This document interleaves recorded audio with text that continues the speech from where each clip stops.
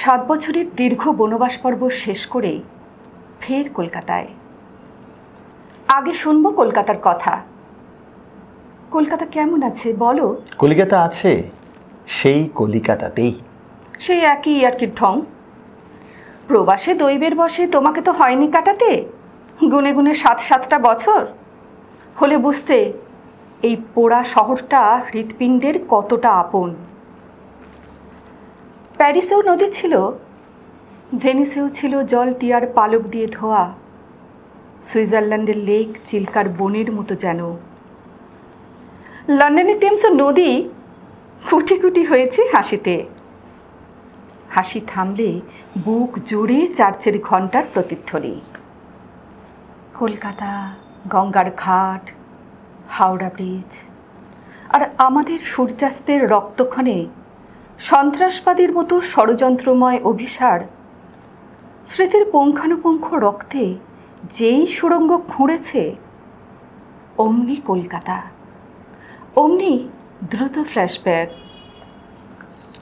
তুমি হাঁটছ, কাঁধে ছোলা, কলেজ স্ট্রিটের পুরনো বইয়ের গন্ধে গা ডুবিয়ে। বোথলেয়ারের কিংবা রিলকে অথবা র্যাবোর সোনার তরীর খোঁজে। ফ্লোরেন্সে বৃষ্টিতে ভিজছি ধপ করে কলকাতার সাদার্ন অ্যাভিনিউ।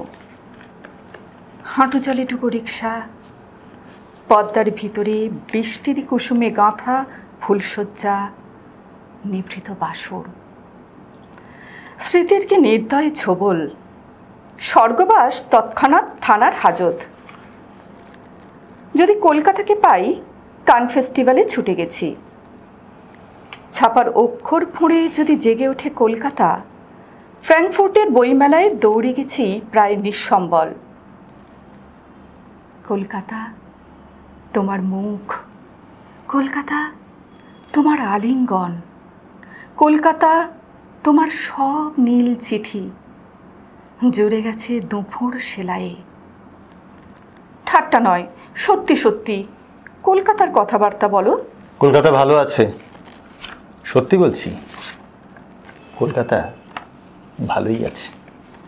একটু আধটু অসুখ বিসুখ সে তো থাকেই, থাকবেই বয়সের মাধ্যাকর্ষণে।